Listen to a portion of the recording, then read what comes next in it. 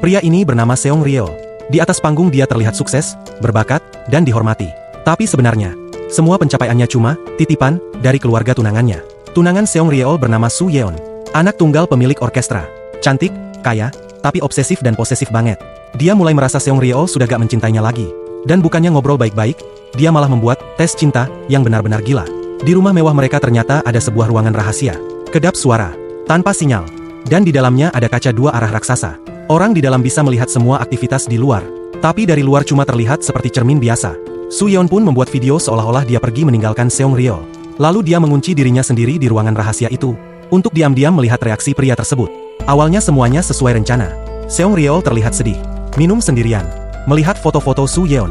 Sampai akhirnya, sahabat Soo Yeon bernama Mi Jo mulai mendekatinya. Dan disinilah semuanya berubah jadi mimpi buruk.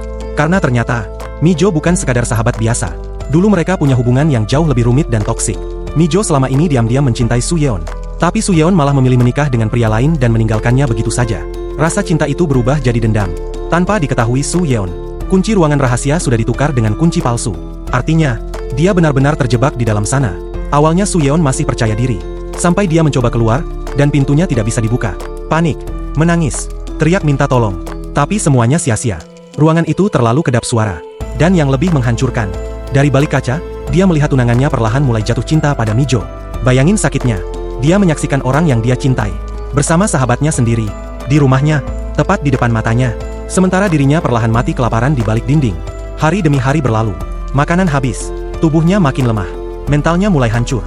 Satu-satunya cara dia memberi tanda kehidupan adalah memainkan suhu air kamar mandi dari dalam ruangan rahasia. Kadang air mendadak panas. Kadang tiba-tiba dingin. Dan dari situlah Seong Ryeol mulai curiga. Ada sesuatu di balik cermin itu. Sampai akhirnya dia sadar. Soo Yeon masih hidup. Dan dia ada di balik dinding rumah itu selama ini. Masalahnya, saat kesempatan menyelamatkan Soo Yeon muncul, Seong Ryeol malah ragu. Karena dia tahu, kalau Soo Yeon keluar, hidupnya bisa hancur. Karir tamat. Hubungan tamat. Bahkan mungkin dia akan dipenjara. Di momen itu, dia harus memilih, menyelamatkan manusia, atau menyelamatkan dirinya sendiri. Dan keputusan yang dia ambil, benar-benar bikin merinding.